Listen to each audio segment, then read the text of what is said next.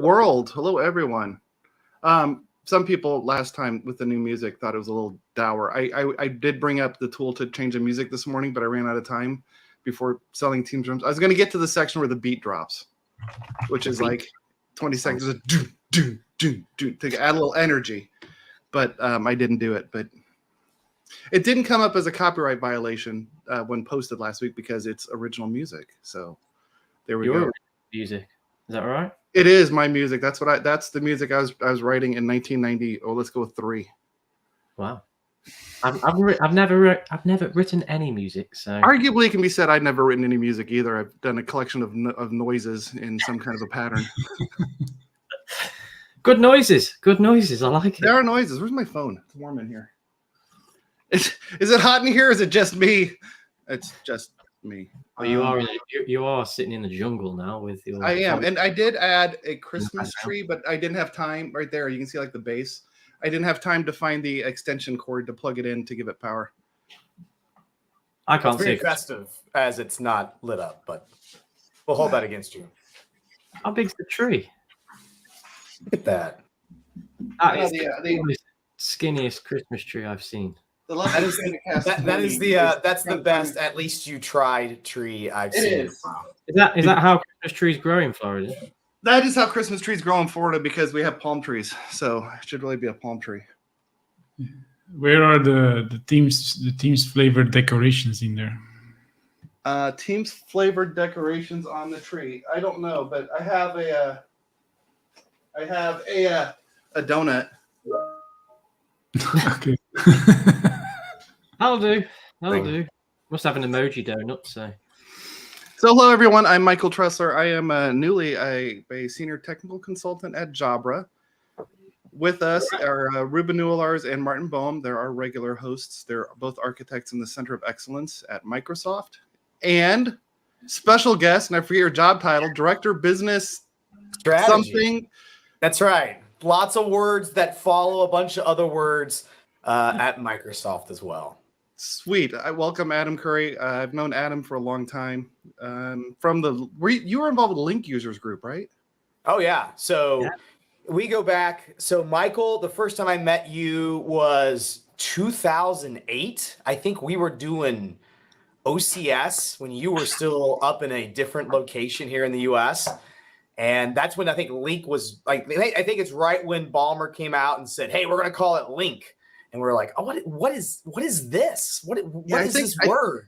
I don't think we've known each other that long because at that time I was in Indianapolis, but I had not attended a Link users group. We were rolling out OCS at the company I was at.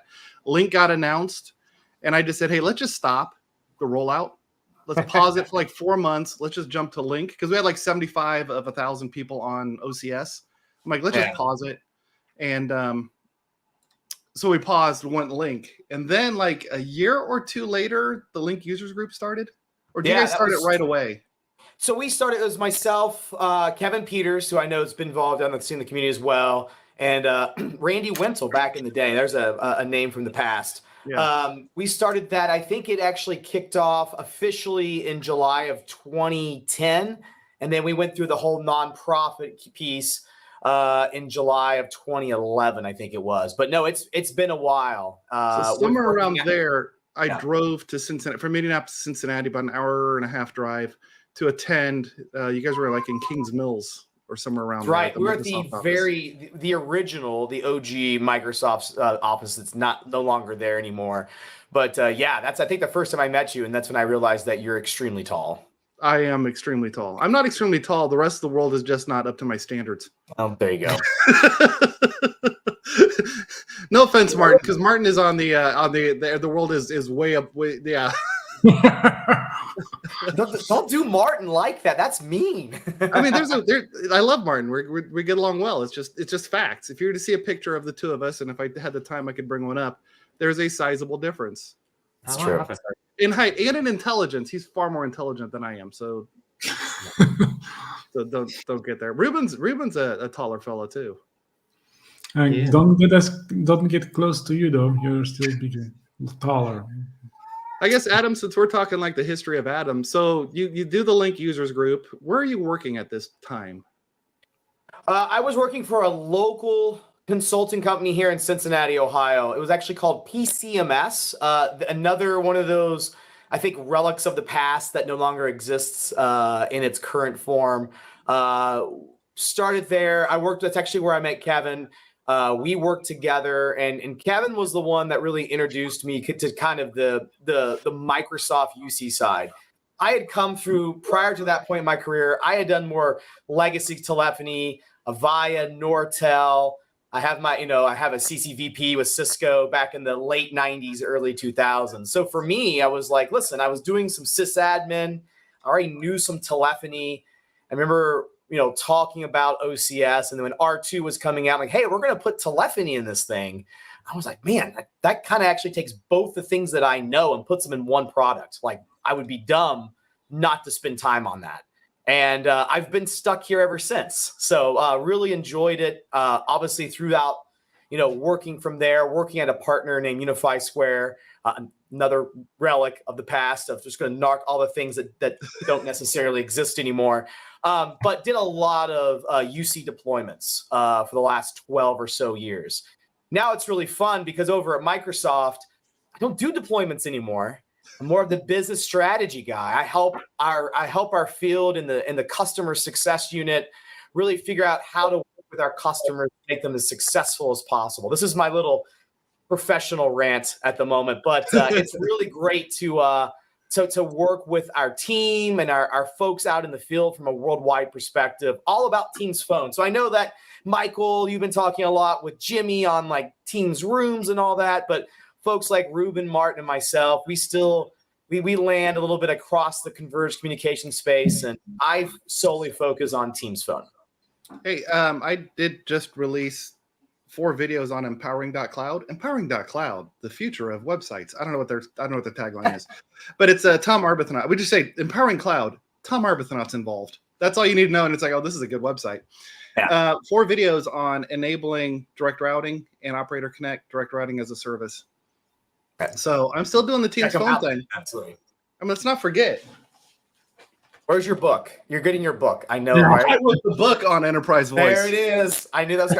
By the way, on my shelf back here. I hate when the camera's trying to be too smart. Yeah, look at that.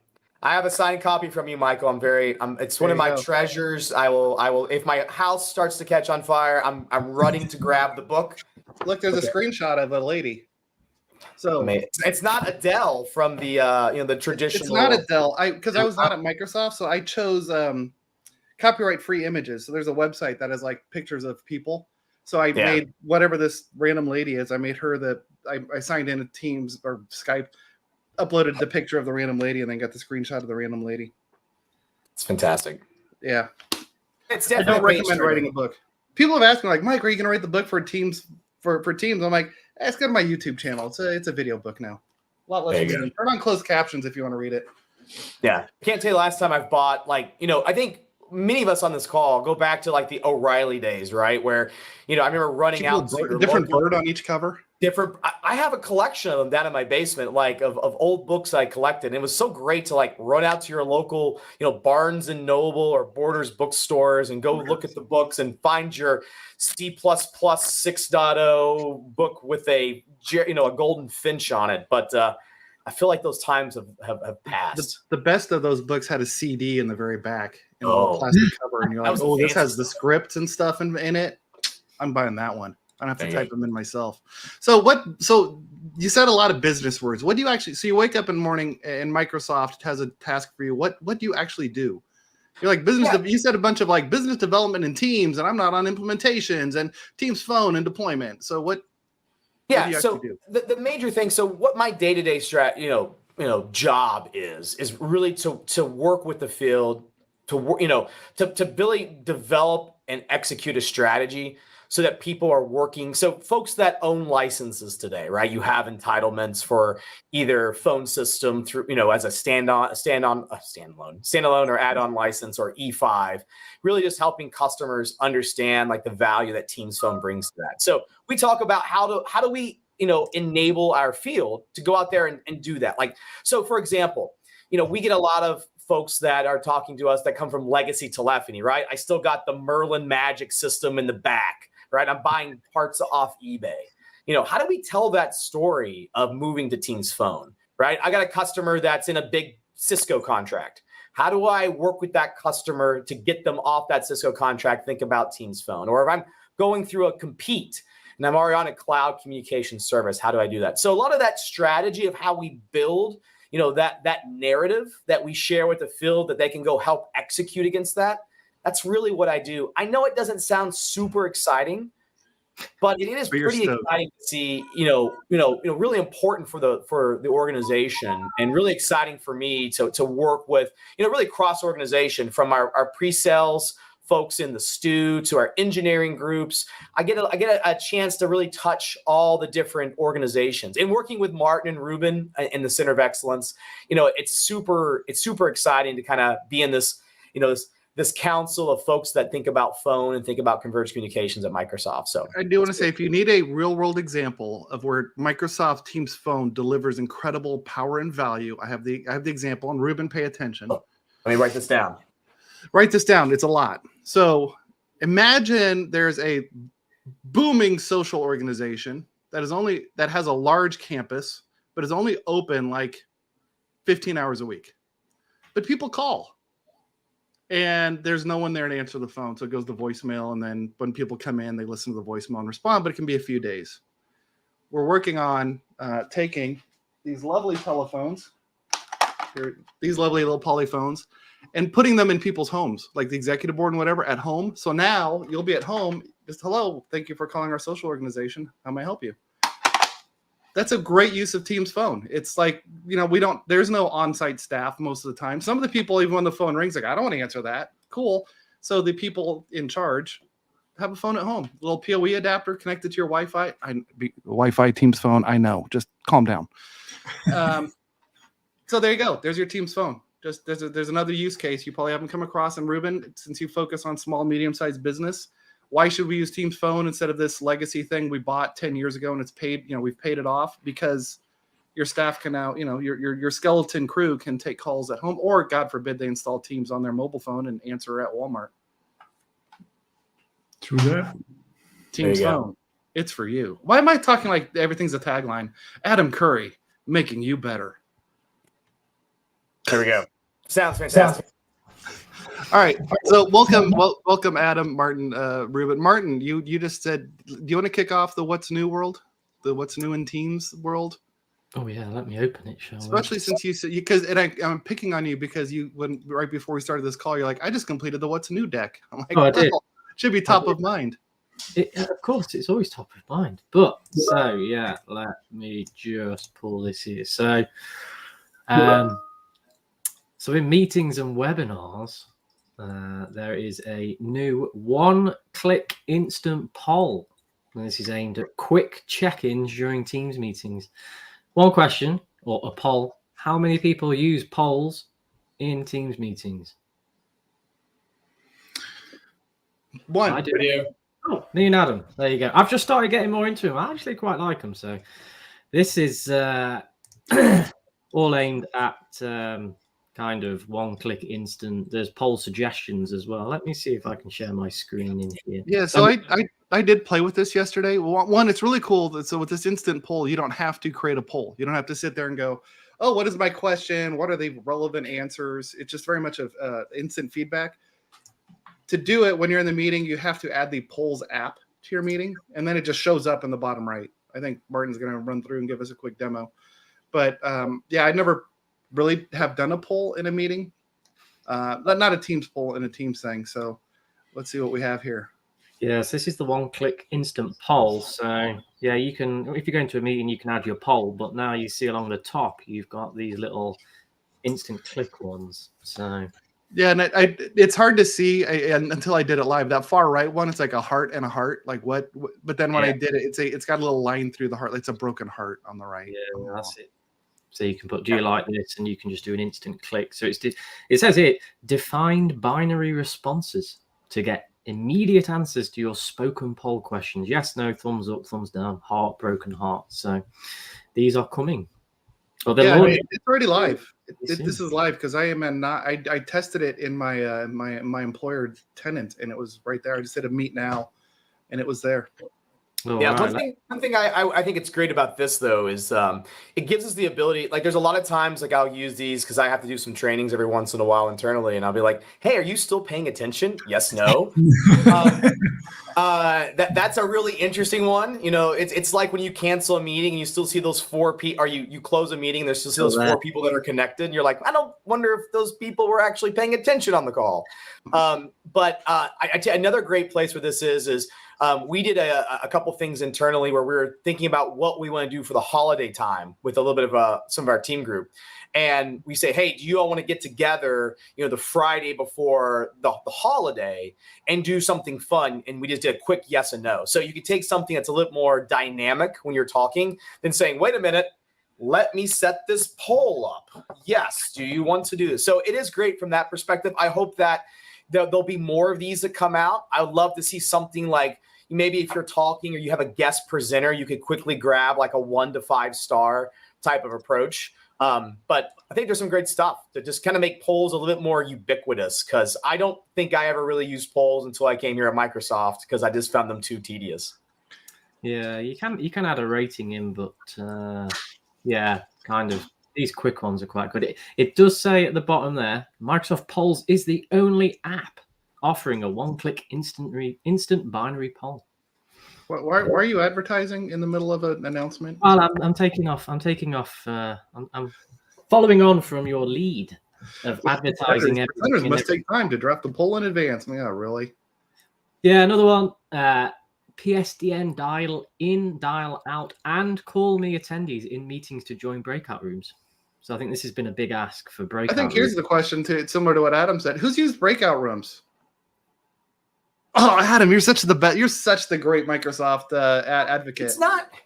I am in meetings in which breakout rooms are used. Have I organized a breakout room? I'll probably put my hand down for that.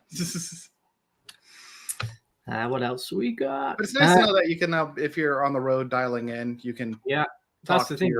Before, if you were only able to dial in, and you were in a breakout, you're stuck. But yeah, so now enabling dial in, dial out, call me PSTN participants to join breakout rooms and come back to the main room. So I guess there's been a little bit of engineering in terms of how breakout rooms, kind of creating the rooms, bringing people back to how you keep that person on PSTN still connected. Automatically view up to 49 videos in 7 by Teams meetings. So I heard this was coming a long time ago. So the question is like, how is this different than we already had 49 views? And let's not talk about bandwidth, but now you get 49 individual feeds. So everyone's feed comes in. Now, keep in mind, they're like postage stamps. So it's like, 10K times 49 adds up to like, I don't know, half a meg, which actually isn't much different than if you have a full screen presenter. It's roughly the same bandwidth. But now you kind of get the dynamic updates. It's not being rendered in the background and sending one stream. If it's better or worse, up to what it gets you is if there are not exactly 49 plus attendees. If there are 27, you get to see all 27. Yeah, I think the thing here is it's that automatically view. So I think with this update, users will be able to automatically see up to 14 7x7 by default without an action to get that on. But it does say actual number of videos seen by a user will depend on hardware device capabilities. I didn't find any extra details on that, but that's rolling out. So big meetings, you hopefully be able to automatically see everyone. Yeah, I've been using this for a while, just internally, and like now I have my own custom PC, right? So I have my own PC that I use day to day. I mean, I specifically have no issue with it, but I would imagine if you're running with maybe a lower end laptop or whatnot, you could theoretically run into some issues. But one of the things I think it's really great about it is, I always forgot, like if you're in a larger meeting and you cross that threshold of 9 people, you're in 15, 16, I always would forget to go back and click on large gallery to see everybody else. I think it's a little bit more of an easier experience. I think it also matches what, you kind of see out there in the market today about just automatically seeing the people that you want to see. So I think it's really good. I think this is kind of a long time overdue type of feature. Glad to see it to finally land and start rolling out to a larger group of people. Yeah, I think you point out and as did Martin, it automatically works. You don't have to go to a menu to find it. Totally. Yeah. Sorry, my cat is. Martin, is I everything didn't even know you okay had a in the cat. I know you had household? two. I know you had 2 kids, a wife, and Well, and a The thing camper. with the cat, I didn't know you had a cat. I told you the story about the cat, and I had to tag the cat to find where he was. Whoa! To That's a find cat? where. Yes, he's howling now. Yeah, That so sounds like a baby whining. well, the short story: cat was going missing. Didn't know where he was. I bought an air tag. I put it on his neck. Under tag. I looked where he was going, and then he lost the tag. I found the tag on top of an old lady's microwave. I knocked on the door first, and yeah, Murphy's got a second home, which he goes there, and it's the first time he's been back in a month. So, and now he's annoying me here. So Okay. that's it. But anyway, thanks, Murph. Modern meeting experience is on the web, so you can now get the modern experience with the toolbar at the top. Although my image is wrong, so I need to go and change that. Yeah, I was gonna say, what is the modern meeting experience? Is Yeah, it just, it's where you've got the tool, where you've got the toolbar at the top. So we changed the desktop client a long time ago, but yeah, now you've got the improved pre-join dynamic view, updated control bar for webs. If you're a big web user of Teams meetings or Teams, you get that modern meeting experience. But don't look at that screenshot because it is wrong. That's the old experience. well, we'll blame someone else who put these slides together, not you. Yeah, I blame the cat. This was a big one when I went reading through this. There's some great videos on this, but signed language view for Teams meetings. I mean, particularly for the hard of hearing or deaf community. And there's a great video on the blog post, kind of going through and all the kind of the several asks when you go through those bullets. You know, when you have interpreters in there, even like, you know, from sharing content. When you share content in a meeting, usually everyone's videos goes very small. But what about the interpreter? You need that. So kind of doing all this, that they've kind of put that first, and you can see between the interpreters up here large. But when you share content, the interpreter gets a larger feed than everybody else.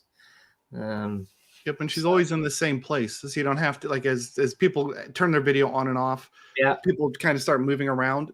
In this case, she is always in the same place. So if you do need her assistance, you always know where to look, which I think is a really sharp move. Good thing to do. Yeah. One thing that's really interesting about this too is you know, I know that just from talking to folks, you know, inside, you know, that are working with customers today, especially like in the public sector, state and local governments, local municipalities, local city councils. This has been a huge request for a long time, because, you know, there's some places that they have laws like locally on the books that you have to be able to provide, sign language interpretation as part of any type of public address. So, you know, have this built in, not have to do. I know there's been some things in the past where there's been some, you know, hacks to kind of make this work.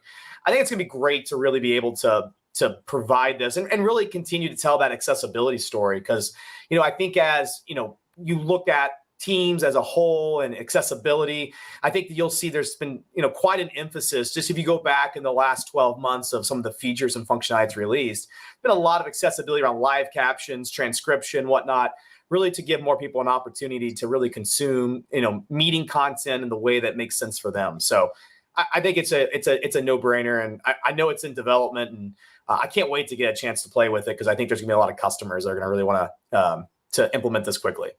Now, there's nothing preventing you from turning on sign language and not having an interpreter, right? You could use this to pin, pin someone essentially. I'm not sure. I know when you go in the menu options, you've got. I'm sure there's an option now for kind of. Yeah, so I think you could, you know, use this for other reasons. I think obviously the best use is sign language, but you could use it to keep the presenter visible at all times. There, maybe. Yeah, potentially. Yeah, it does say it's the first step, so hopefully more to come on that as well. Adam's area. Oh, we're in Adam's world. Let's go. Hey. Get some energy, Adam. Okay, so screen pop for incoming PSTN calls. I know this has been a big ask. I've never heard this ask before. What are you talking about, Martin? I don't think the audio will come through, but perhaps we can watch the video. That's okay. Here. Oh, there we go. Yeah, so so now you can configure, I guess, apps or big for CRM in CRM applications. I think in this demo, the Salesforce here, but so you can configure it when you have an incoming call, like this one here. You can have a screen pop, and it will automatically open up a CRM with sexy customer talk. details. So that's a YouTube video. That video is on I was YouTube. gonna say screen pop, and then it pops up a random YouTube video for you to watch. Wow, how many things are we popping? Calm down now. Calm down. Goes straight to the Rickroll is what it does. Straight to the Rickroll.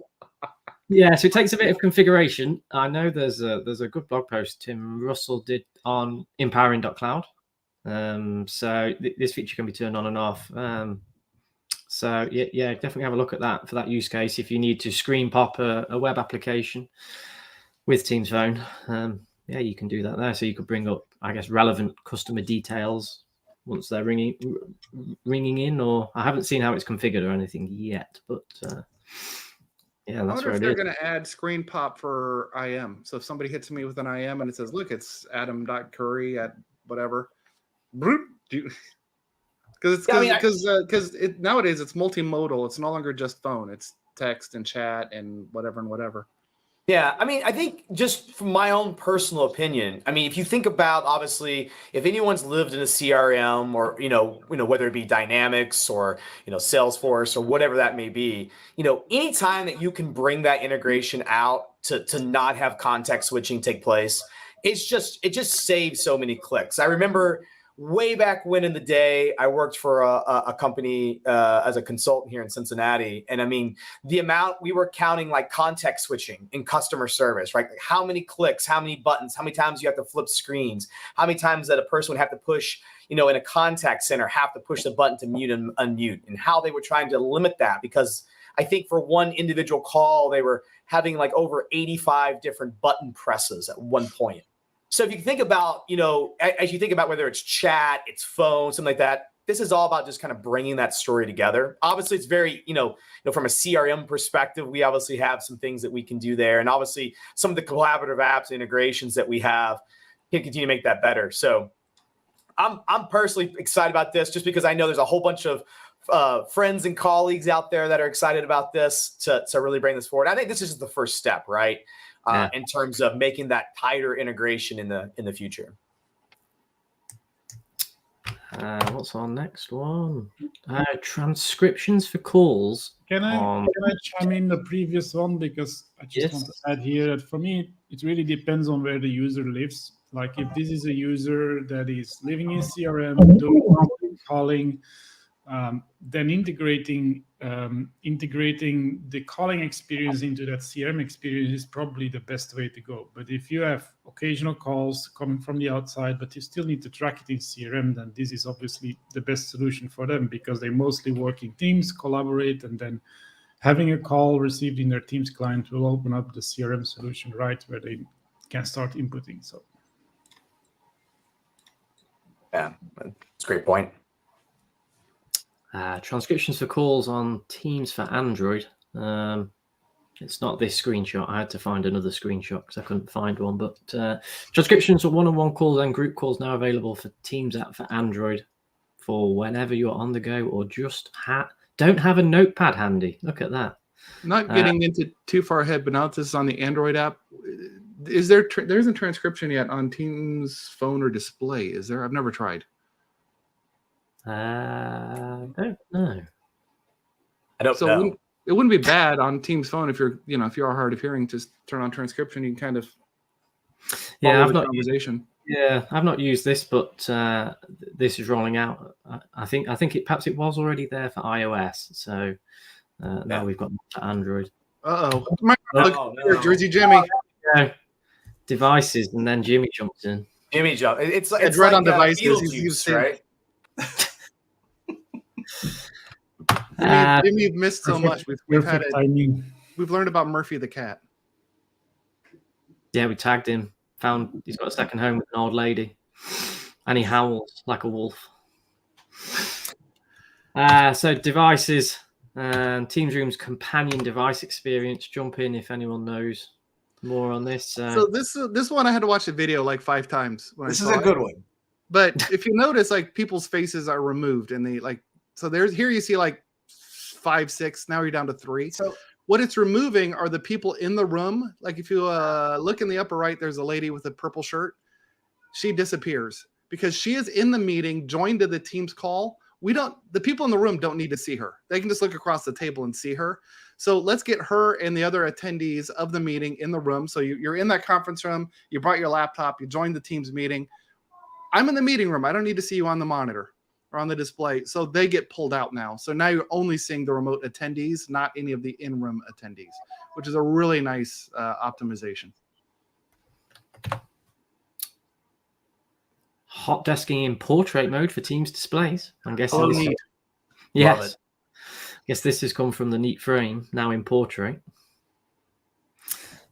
So I'll be honest. I'll go back to that real quick. I think the Neat Frame is also great, but like this idea of using like a Teams, I'm gonna use the right word, Teams display for hot desking. Like I think it's a great opportunity. I feel like it was this opportunity that could be uncovered maybe pre-pandemic, right? When hot desking was still kind of like that the modern office space. I'd be interested, Jimmy, definitely from your perspective, like, it seems like a lot of customers have somewhat during the pandemic and even now kind of post-pandemic moved away from hot desking, or at least maybe limited the growth of hot desking. What are you seeing in terms of like, the hot desk aspect at customers? It seemed like it was like really hot like in 2019, and it seems like it's kind of cooled off from then. It's still there, believe it or not. But I think that a lot of customers, we talk about it all the time.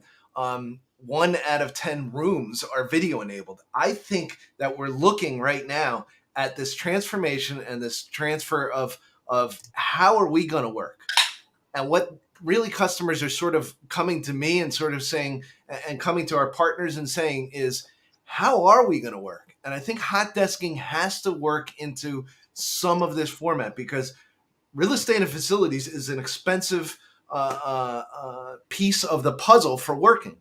And if people aren't going to be there every day, I think the idea of a dedicated office really sort of wastes that space. And the idea of hot desking may be a way to actually sort of limit your exposure on the real estate and facility side. Let's be real. We all work for Microsoft. Going into the office isn't something that we do every single day. We can do it because we've got this platform of Teams. We've got this way of doing things. And Michael, I'm sorry, I didn't mean to do that. But I've upgraded my station in life. But you're the same way. You've got a company that you work for where your location is less of an importance than your impact to the company itself. And as we look at that, Adam, I think really the biggest thing is we've all outfitted our home office incredibly. If the office isn't equal or superior to that experience, then what are we going into the office for? Because if we're going into the office just to meet with people, then people like Michael and I aren't going to be in the office because we're remote and we don't live where that actual physical office is. So I think it's an interesting piece. I think it needs to be there as customers go. But if I'm saying this is the way that we're going to meet 5 years from now, I think the data's there that this really is the idea of a dedicated office is probably for your C-suite and the very, very elite people. Other than that, I don't see people having a dedicated space. It's going to be more of this hoteling, hot desking, however you want to term it. It's going to be a shared space where people can come in and they can go. I went into the Times Square office the other day for Microsoft. There's hundreds of desks available for hot desking. Yeah. There's not a lot of people there. So it's an interesting thing. And you think about the real estate in Times Square, that's expensive. So in that office, right, pre-pandemic, you had to make a reservation to go into that office. Yeah. Weeks ahead of time, you had to book it. So. Yeah. Jimmy, quick question for you. I want to expand a little bit on what you said a minute ago. Obviously, from folks having a home office today, right, and they're outfitted, and if a company's made a decision, hey, we're doing Teams, right? You're doing one-to-one VoIP. Maybe you're doing Teams phone. Maybe you're doing some level of Teams meeting. How are you seeing like experiences from having the home office and then those folks that have to go back into the office? Like, Are we seeing are you seeing folks today saying, hey, I got to have a very similar experience from going one to the other? Because I know, listen, I was on a plane not too long ago. I was sitting next to somebody who works for a major retailer here in the US. Yeah. And he was showing me he had Slack open, Teams open, and Zoom open. And he was following, he was context switch. He's like, well, my logistics team uses this. My corporate team uses Teams, and then I have a different distribution warehouse that uses Slack. How are you seeing kind of that from a rooms experience, right? From a real estate and facilities and going from one to the other. Are you seeing this common thread that users are looking about kind of, living in that same space? I think it's important, and I'll give you the perfect example. Cisco was a major piece of the conference room solution for many, many customers. Now, come pandemic, they all really sort of adopted Teams, and the companies that did the best during the pandemic didn't do what you're explaining, where you let the users choose what they wanted to do. The best companies and the more efficient companies were the ones that standardized. And I'm not going to say that the best ones did it on Teams. The best ones just chose a platform and they went with it. Whether that was Teams, whether that was Zoom, whether that was WebEx. If you choose that platform, you've got to go and you've got to dictate, this is how my users are going to meet. Because users, they're just going to go with what's easiest and what's the flavor of the day. And to your point, a lot of companies still have that scenario that they haven't restricted. Oh, well, we got to do this. And I think that's where it's going to be. But many of the customers over the pandemic, they left the offices that had Cisco in their conference rooms and they adopted Teams. Now, as they're going back to the offices, they're realizing their users are in a similar situation to what you just described, which is, how do I book this meeting? It's going to be in the room. I've got a Cisco piece, but I want to do Teams because that's the way we've been meeting. So how do I do it? So what a lot of corporations were doing was the most expensive part of changing platforms, which is rip and replace equipment inside of the office itself. And that's an expensive obligation. And I think what was happening was customers were coming both to Cisco and to Microsoft and saying, we've got this dilemma. Can you guys come, figure this out? And it's interesting because it was the hardware group at Cisco that really managed to partner with Microsoft. It wasn't the WebEx team. It was the hardware piece because Cisco's a large company like Microsoft is. And it was the hardware piece that really made the decision, hey, we see our customers and they're struggling. Let's partner with Microsoft and let's just make this a little bit easier. And Microsoft said, yeah, we're happy to bring you into this fold and into the OEM side. But it's that kind of thing. It's challenging no matter what you do. And facilities and real estate is still the expensive part of this. And it's one of those things. I don't know how people's footprint looks in the future. I don't know how many people will be in the office, how many people will be at home, but I do know why people are going back to the office. They're going back to meet with people in person. Yeah. But if you've got employees like Michael and I that are always going to be remote, you've got to look at these spaces and whether they're even a personal space. What if I have to pick up the phone and talk to Michael? I can't just sit, park at a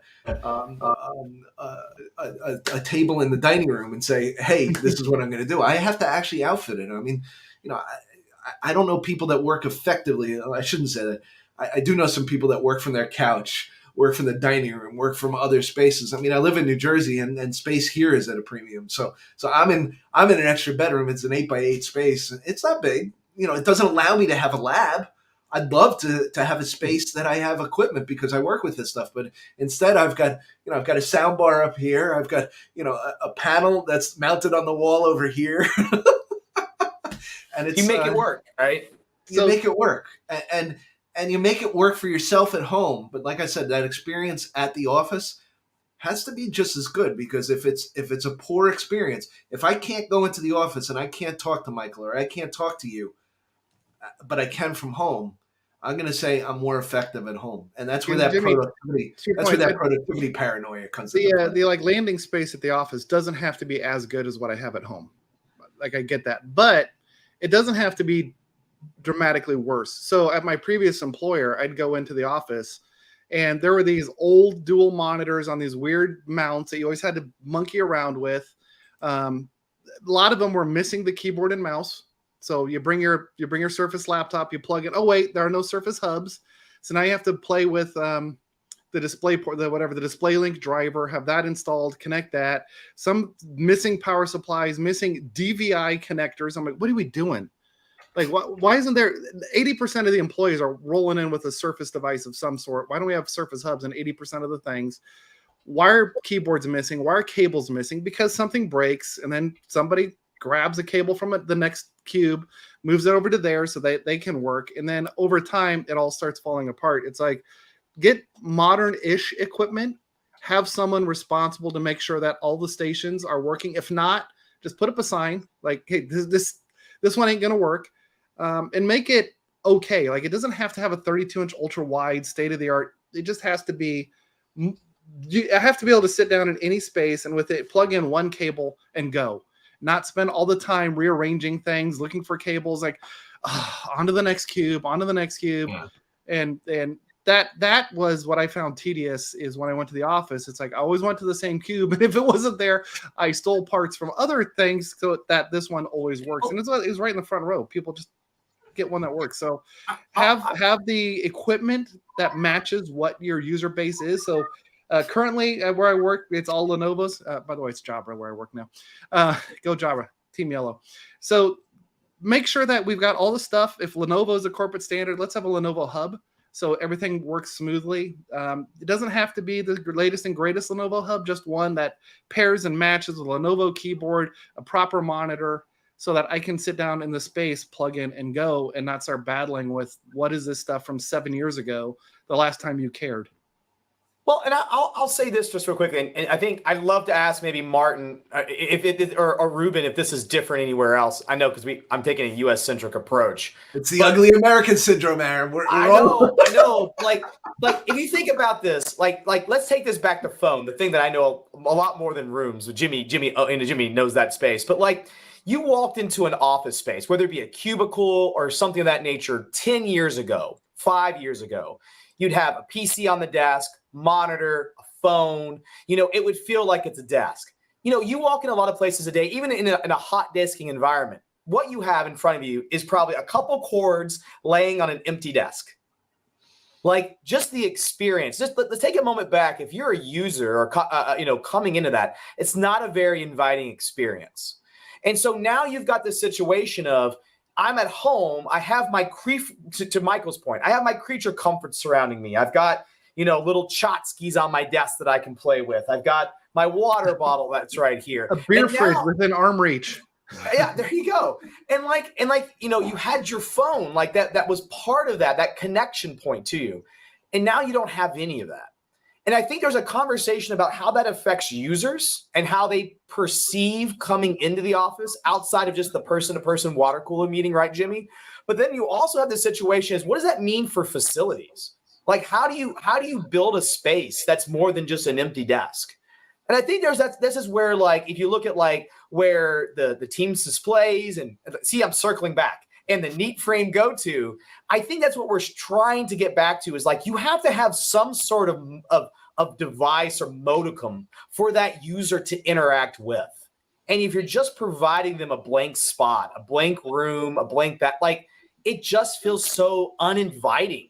And so if you don't have the people, right, Jimmy, if you don't have the people that are showing up, like I think today, like I'll call people in Cincinnati and say, hey, are you coming to the office? Because if you don't come, it's like going to a party in high school. If you're not going to come, I'm not going to come either. Like, that's the whole thing about it. And so like, you've got to build that rapport. And that's, I think, something that there's a lot of organizations that really haven't figured out how to go do that now.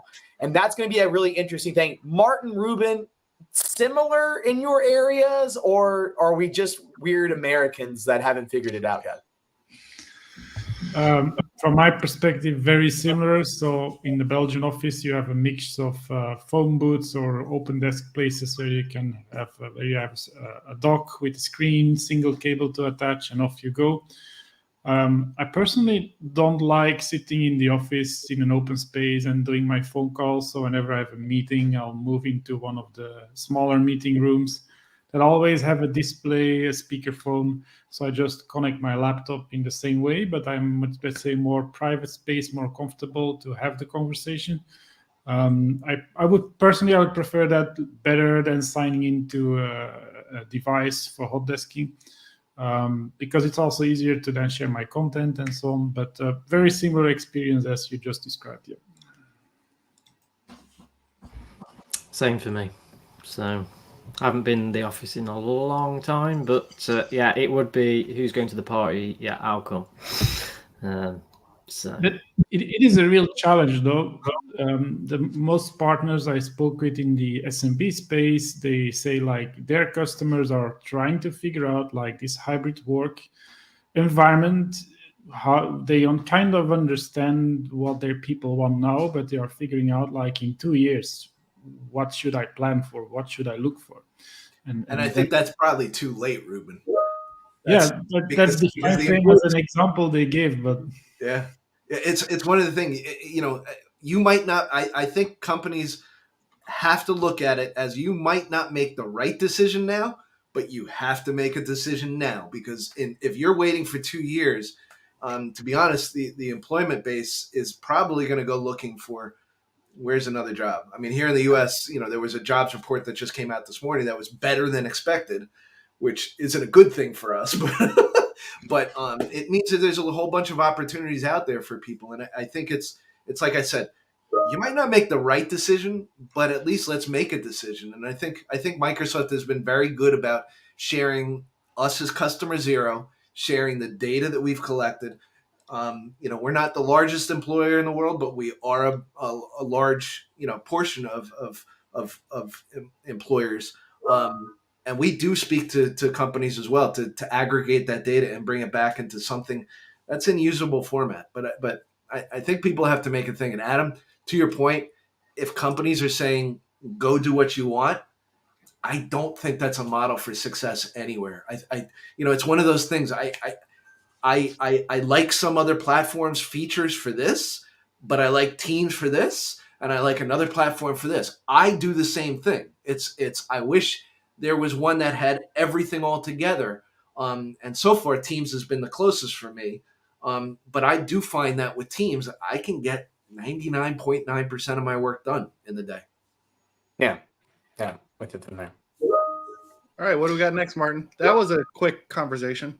on hot desking, yeah. So following on from hot desking, there's Plugged been up a neat frame. We give you 30 minutes of content. By the way, can I just say I was lucky enough Neat shared a frame with me. Oh, I really jealous. like it. I really do like it. I will say that. All that said, I do have the Crestron Flex, whatever it's called, also a Teams display. And I like that one too. But then again, I was part of the design group that did this. So I'm going to just mention the Crestron Flex until Neat sends me a frame. Sup? All right. Sharing device license. Yeah, so going back, I guess it falls into the Neat Frame Teams displays. So the artist formerly known as the Common Area Phone license is now going to be known as the Microsoft Teams Shared Device license. And this license will be kind of available to Teams displays, Teams panels, and still to the Common Area Phone. So you may have seen this in your tenant that the name Common Area Phone license has been changed to the Microsoft Teams Shared Device license. Yep, and it was just a name change. So yeah, name change, but now that can be used on Teams displays for hot desking, which I think we've spoken about, and also Teams panels. So with the change to the Teams Rooms licensing, if you do have a panel without a Microsoft Teams Room, you can use the Shared Device license for that panel. And you say it was a name change, but it actually has a functionality change to it too. You cannot walk up to one of these devices and single touch join. Yes, that's one of the big things. So, you know, understand that you cannot take this license and put it somewhere else. That's the functionality that was removed from it. Oh, hold on. What's next? good focus. What's next? And certified device, the Poly G7500. Yeah, this is. Yeah, it rolls off the tongue. This is the second of these models of Teams Rooms on Android where the compute is broken out of the collaboration bar.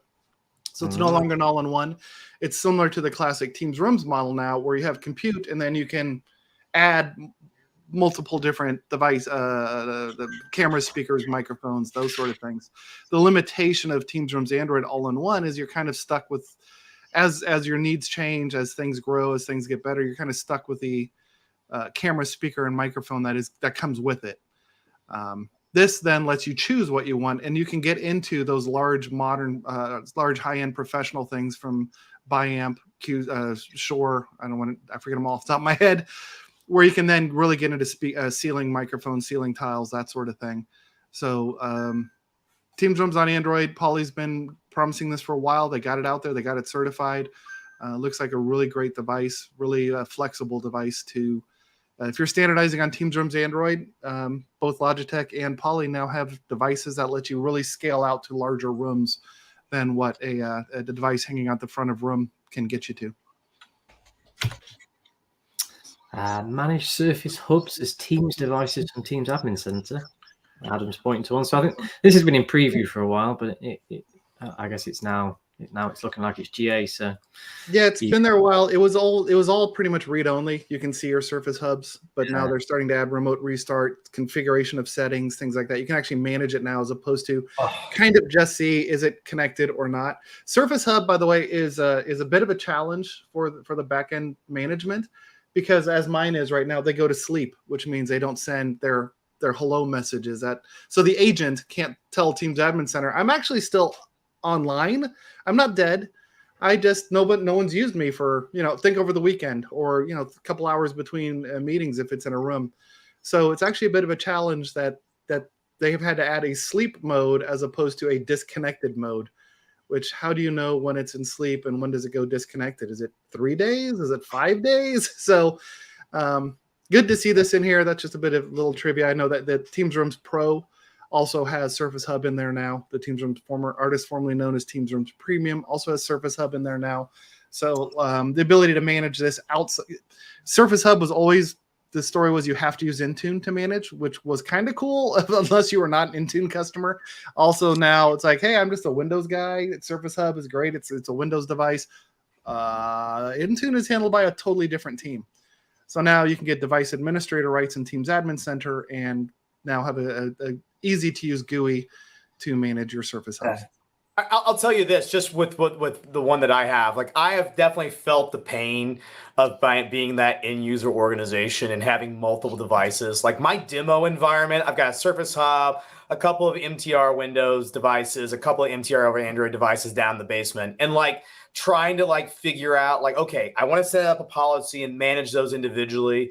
And when you have, one of everything, then you have to do, one of everything, right? And so having Surface Hub, at least to start that process of bringing that into Teams Admin Center, it just takes away additional complexity. So I really have a lot of empathy for folks that have to have a lot of management of those, because I have a hard time keeping my one up sometimes. But again, I'm trying to break mine, unlike people trying to use theirs in a day-to-day perspective.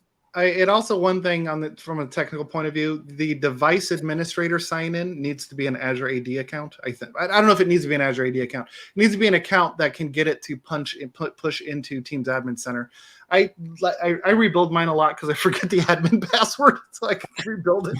And so I'm like, I'll join Azure AD, use my whatever, and then it wasn't showing up. So 2 days ago, I went to device administrator, punched in the device administrator account I created in Azure AD for this device, and now it's showing up in Teams Admin Center.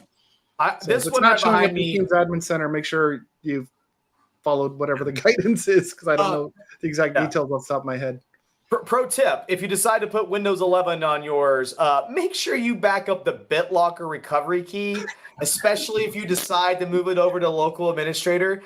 That's why that's not on right now, because I'm just going to have to go back to bare metal again. So just pro tip, make sure BitLocker, it's super important if you're going to do that as well. I couldn't find my USB thumb drive the other day, and I looked over on the Surface Hub, and it was stuck in the side. I'm like, oh, that's when I rebuilt it 6 days ago, and I never took the thumb drive out. It's amazing how we put all these security protocols in play, and then they're gotchas for us. 100%. Oh, we need it. Trust me. But I was just like, I felt like, those times like those gifs of like Michael Cera walking around just, Yeah. so sad. I knew the moment I did it, and I took that account out of Azure AD and put a local. I'm saying, did I back up BitLocker? Oh no! No. If you did register it in Azure AD, the BitLocker recovery key should be in the portal because that's where I found it when I did the same thing. Look, I don't have high hopes for my own talent nowadays on this stuff, but we'll see. I'm out of practice these days in there for a lot of this. No idea, man. It's all falling out of the back of my brain. There is a software update for Microsoft Teams desk phones or Microsoft Teams phone devices. Lowercase p, is that Michael, or uppercase? But yeah, it looks like it's to fix some address sign-in issues on non-touch address, caller ID, and caller display name issues. So, and calling related issues, but doesn't say what they are. But always recommend the latest software update. On the non-touch devices, those are generally the lower cost ones. So common area phones, things like that. I think Poly just released a low-end no-touch device, didn't they? You mean HP? Is it who? HP. I mean HP. Hewlett Polytronics. And then Yelling's had one for quite a while as well. Yeah, so I think did they ever get certified?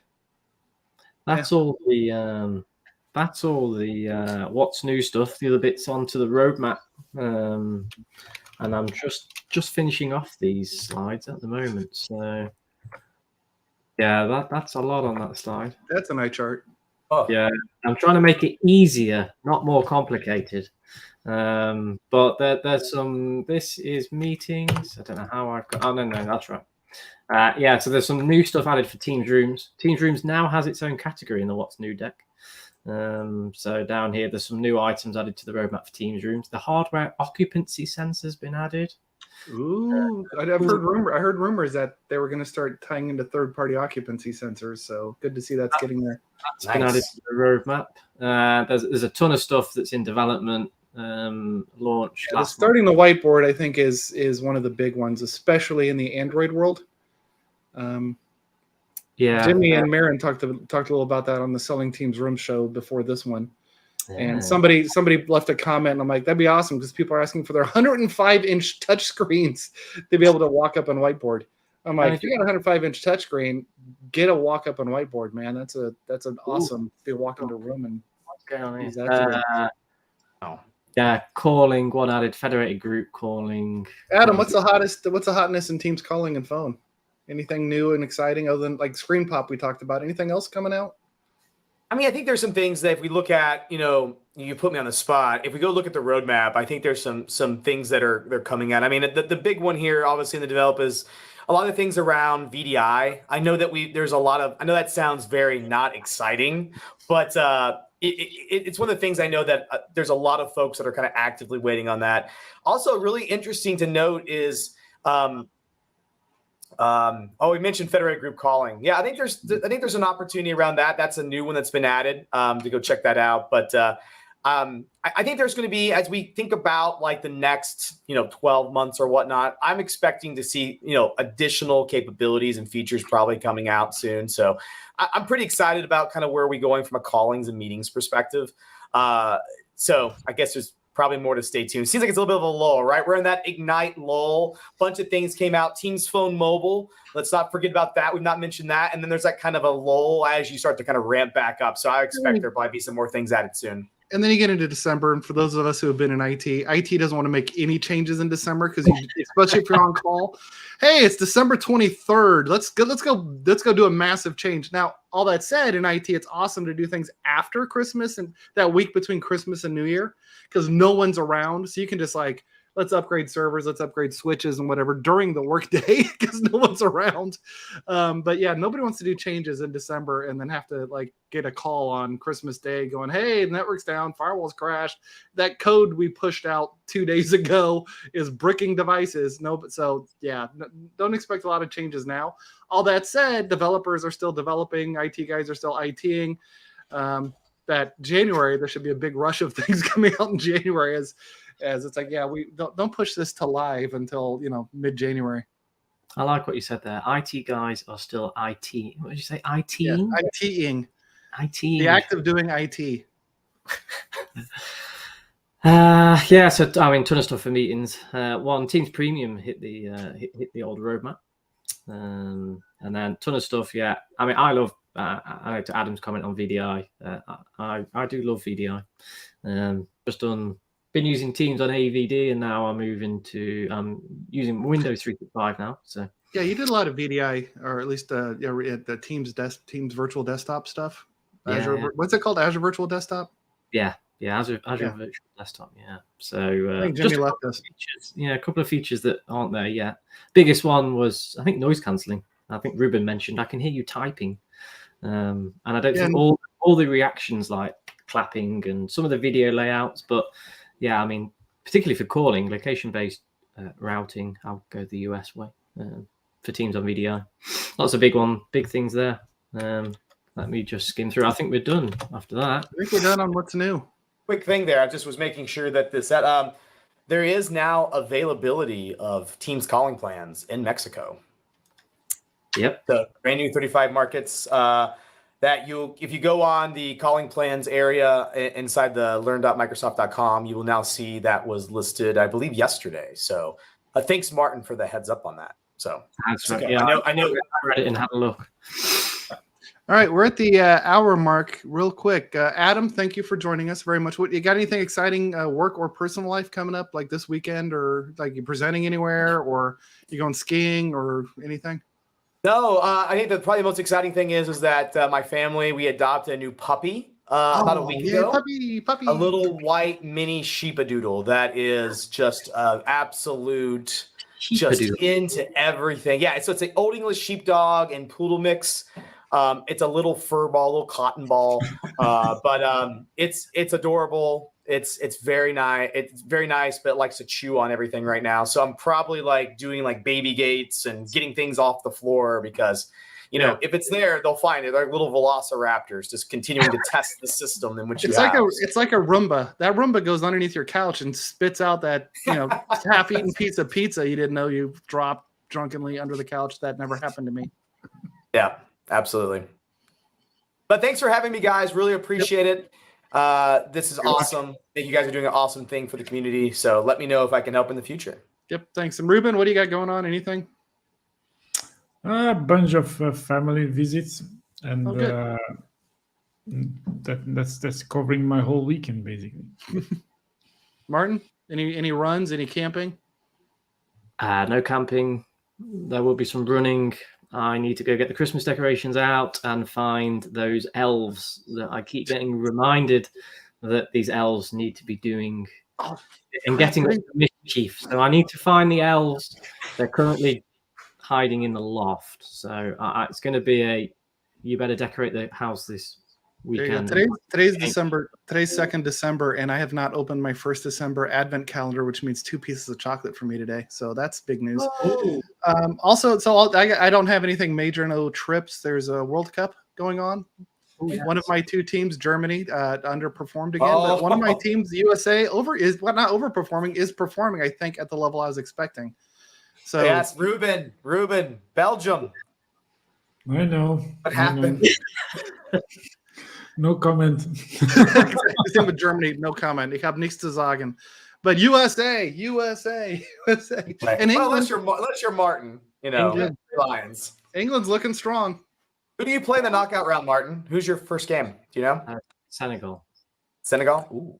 Which Well, apparently are good. They are good.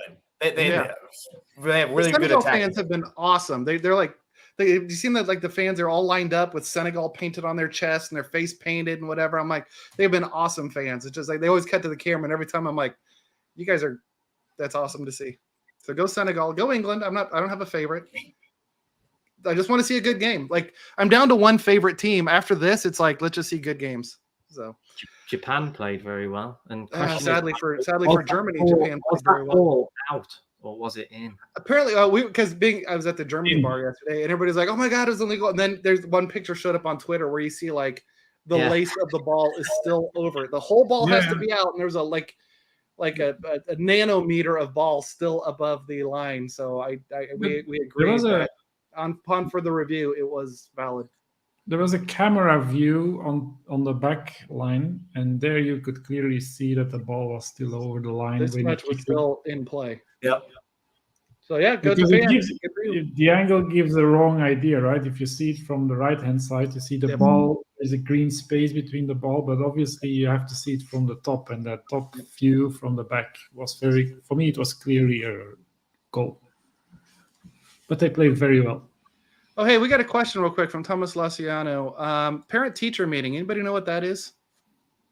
And it was coming up on the roadmap. That was in the roadmap slides, I believe. Yeah, anybody know what that actually means? Let me go and open it. Teaching. The beauty of this is you can download.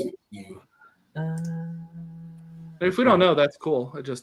It's all right. I can go and open the roadmap. I just need to find the right slide.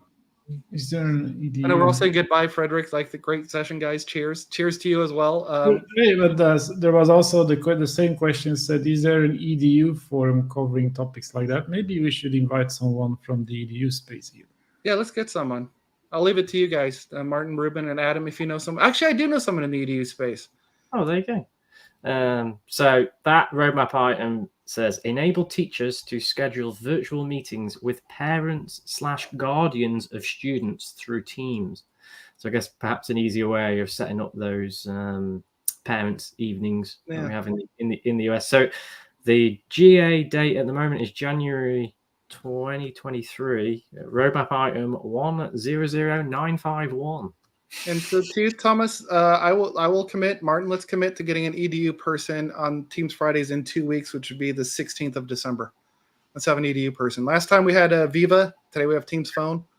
Let's get an EDU person because I think that is a kind of a dark area, the dark arts for people who just hang out in commercial. But EDU is a huge area for Teams. So thanks for the suggestion. I know who to ask. Right? Yeah, we'll just. If you know who to ask, Ruben, if he or she can't make it, I have someone. If he or she can't make it, Martin, Adam, we can find someone. All right. Talking about schools, I've got to go pick my two up. Otherwise, we'll be walking home. All right. Goodbye, everyone. Have a great week, and we'll see you in 2 weeks. Goodbye, everyone. See you later. Thank you. Bye. Where's Teams Fridays ending? Yeah. Here we go. All right. Bye.